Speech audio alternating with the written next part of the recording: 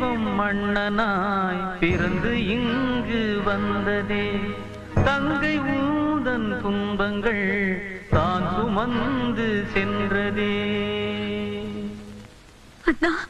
அம்மா